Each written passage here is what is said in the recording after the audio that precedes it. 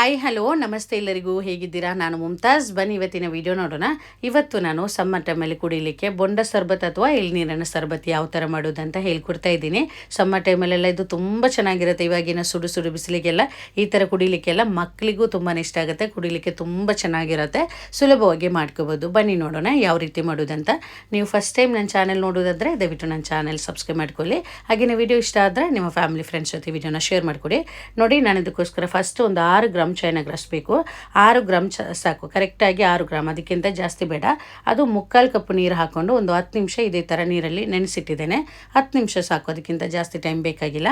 ಆಮೇಲೆ ನೋಡಿ, ನಾನಿಲ್ಲಿ ಇದಕ್ಕೆ ಒಂದು ಬೊಂಡ ತಗೊಂಡಿದ್ದು. ನಿಮಗೆ 1 ಅಥವಾ 2 ಬೊಂಡ ಈ ಥರ ಎಲ್ಲ ತಗೋಬಹುದು. ನಾನಿವಾಗ ಒಂದು ಬೊಂಡ ತಗೊಂಡಿದ್ದೇನೆ. ಅದರಲ್ಲಿ 1/4 ಕಪ್ ನೀರು ಸಿಕ್ಕಿದೆ. ನೋಡಿ, 1/4 ಕಪ್ ಇದು ಬೊಂಡ ನೀರು ಸಿಕ್ಕಿದೆ. ಅದಕ್ಕೆ ನಾರ್ಮಲ್ ನೀರು ಹಾಕಿ 2 ಕಪ್ಪಿನಷ್ಟು ಮಾಡ್ತಾ ಇದ್ದೀನಿ. ನೋಡಿ, ಇವಾಗ ನಾರ್ಮಲ್ ನೀರು ಸ್ವಲ್ಪ ಹಾಕಿ 2 ಕಪ್ ನೀರು ಆಯ್ತು. ಇಲ್ಲಿಗೆ ಫಸ್ಟ್ ನಾವು ಇದು ಚೈನಾ ಗ್ರಾಸ್ ನೆನೆಸಿಟ್ಟಿದ್ದು 3/4 ಕಪ್ ನೀರಲ್ಲಿ ಟೋಟಲಿ 2/4 ಕಪ್ ನೀರುಂಟು. ಆಮೇಲೆ ನೋಡಿ, ನಾನು ತಗೊಂಡ ಬೊಂಡ ಇದರಲ್ಲಿ ಸ್ವಲ್ಪನೂ ಪಲ್ಪ್ ಇಲ್ಲ. ನೋಡಿ, ಈ ಥರ ನೀವು ತಗುವಾಗ ಪಲ್ಪ್ ಇರುವ ಬೊಂಡ ನೋಡಿ ತಗೊಳ್ಳಿ. ಒಳ್ಳೆಯದು. ಇಲ್ಲೆಲ್ಲ ಸಿಗುವ ಬೊಂಡ ಇದೇ ಥರ ಸಿಗೋದು, ಜಾಸ್ತಿ ಚೆನ್ನಾಗಿರಲ್ಲ. ಅಷ್ಟು ಊರಲ್ಲೆಲ್ಲ ಸಿಗೋ ಥರ ಅಷ್ಟು ಚೆನ್ನಾಗಿರಲ್ಲ. ನೀವು ತಗೊಳ್ಳುವಾಗ ಊರಲ್ಲೆಲ್ಲ ಒಳ್ಳೆ ಬೊಂಡ ಎಲ್ಲ ಸಿಗುತ್ತಲ್ಲ, ಅದು ತಗೊಳ್ಳಿ. ಪಲ್ಪ್ ಇರುವ ಬೊಂಡ ನೋಡಿ ತಗೊಳ್ಳಿ.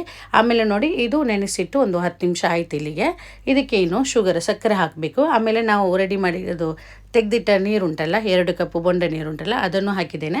ಸಕ್ಕರೆ ದೊಡ್ಡ ಸ್ಪೂನಲ್ಲಿ ಫುಲ್ಲಾಗಿ 5 ಸ್ಪೂನು ಸಕ್ಕರೆ ಹಾಕಿದ್ದೇನೆ. ಇದು ಸಾಕು, ಎಷ್ಟು ಸಾಕು, ಇದಕ್ಕಿಂತ ಜಾಸ್ತಿ ಬೇಡ ಸಕ್ಕರೆ.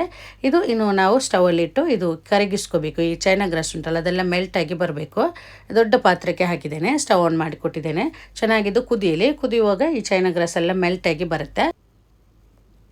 ನೋಡಿ, ಇವಾಗ ಚೆನ್ನಾಗಿದು ಕುದೀತಾ ಇದೆ. ಇವಾಗ ಇದು ಚೈನಾ ಗ್ರಾಸ್ ಎಲ್ಲ ಮೆಲ್ಟಾಗಿ ಬಂದಿದೆ. ಚೆನ್ನಾಗಿ ಮೆಲ್ಟ್ ಆಗಬೇಕು.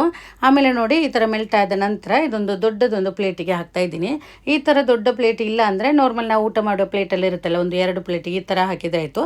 ಅದು ಹಾಕುವಾಗ ಜಾಸ್ತಿ ದಪ್ಪದಲ್ಲೇ ಹಾಕೋದು ಬೇಡ, ಮತ್ತು ಜಾಸ್ತಿ ತೆಳು ಆಗಬಾರ್ದು. ನೋಡಿ, ಇದಕ್ಕೆ ಈ ಥರ ಹಾಕುವಾಗ ನಾವು ಸೋಸ್ಕೊಂಡೇ ಹಾಕಬೇಕು, ಯಾಕಂದರೆ ಅದರಲ್ಲಿ ಸಣ್ಣ ಸಣ್ಣ ತರಿ ಇರುತ್ತೆ.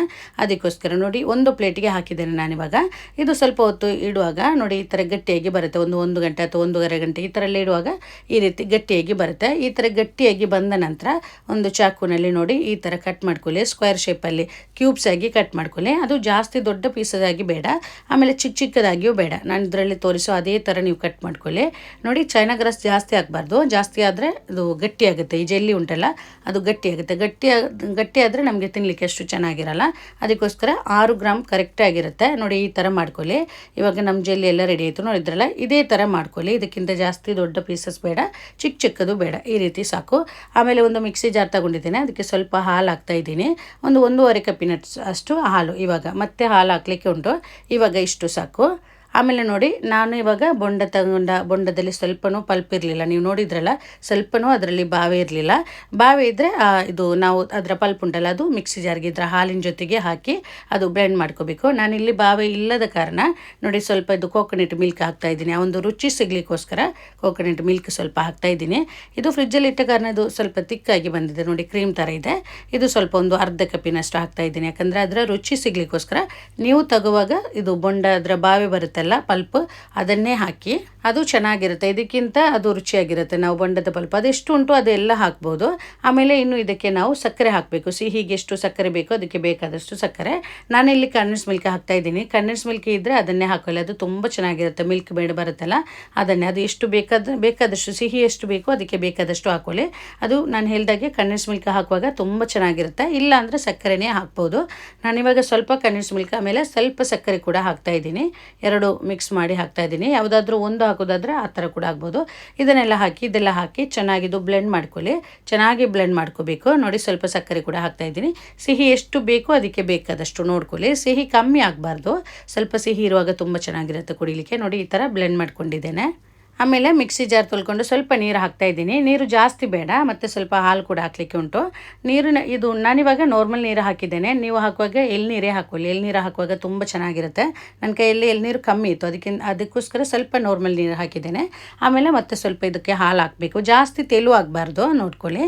ಮತ್ತು ಸ್ವಲ್ಪ ಬೇಕಾದಷ್ಟು ನೋಡಿಕೊಂಡು ಎಷ್ಟು ಹಾಲು ಬೇಕೋ ಬೇಕಾದಷ್ಟು ಹಾಕ್ಕೊಳ್ಳಿ. ನಾನು ಹೇಳ್ದಾಗೆ ಎಳ್ನೀರು ಇದ್ದರೆ ಎಳ್ನೀರು ಕೂಡ ಹಾಕ್ಬೋದು. ಆಮೇಲೆ ನೋಡಿ, ನಾವು ರೆಡಿ ಮಾಡಿ ಇಟ್ಟಿದ್ದ ಚೈನಾ ಗ್ರಾಸ್ ಉಂಟಲ್ಲ, ಅದನ್ನು ಹಾಕ್ತಾ ಇದ್ದೀನಿ.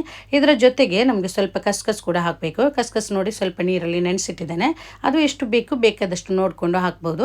ಕಸ್ಕಸ್ ಹಾಕಿದ್ದೇನೆ. ಇದಕ್ಕೆ ಸ್ವಲ್ಪ ಸಿಹಿ ಕಮ್ಮಿ ಉಂಟು, ಮತ್ತು ಸ್ವಲ್ಪ ಕಂಡೆನ್ಸ್ ಮಿಲ್ಕ್ ಹಾಕ್ತಾ ಇದ್ದೀನಿ. ಸಿಹಿ ಎಲ್ಲ ಕಮ್ಮಿ ಆಗಬಾರ್ದು, ಸ್ವಲ್ಪ ಸಿಹಿ ಇರುವಾಗ ಚೆನ್ನಾಗಿರುತ್ತೆ ಕುಡಿಲಿಕ್ಕೆ.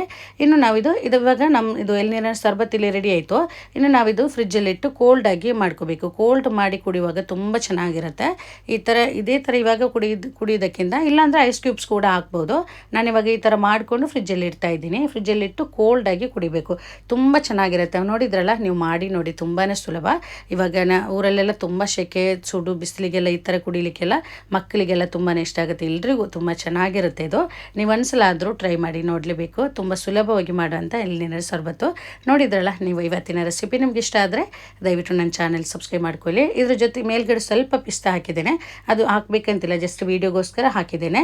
ಇವತ್ತಿನ ವಿಡಿಯೋ ನಿಮ್ಗೆ ಇಷ್ಟ ಆದರೆ ದಯವಿಟ್ಟು ನನ್ನ ಚಾನೆಲ್ ಸಬ್ಸ್ಕ್ರೈಬ್ ಮಾಡ್ಕೊಳ್ಳಿ. ಹಾಗೇನೇ ಲೈಕ್ ಮಾಡಿ ನಿಮ್ಮ ಅಭಿಪ್ರಾಯ ಕಮೆಂಟ್ ಮೂಲಕ ತಿಳಿಸಿ, ಮತ್ತು ನಿಮ್ಮ ಫ್ಯಾಮಿಲಿ ಫ್ರೆಂಡ್ಸ್ ಜೊತೆ ಈ ವಿಡಿಯೋನ ಶೇರ್ ಮಾಡಿಕೊಡಿ. ಇನ್ನೊಂದು ಒಳ್ಳೆ ರೆಸಿಪಿಯೊಂದಿಗೆ ಮತ್ತೆ ಸಿಗ್ತೀನಿ. Thank you.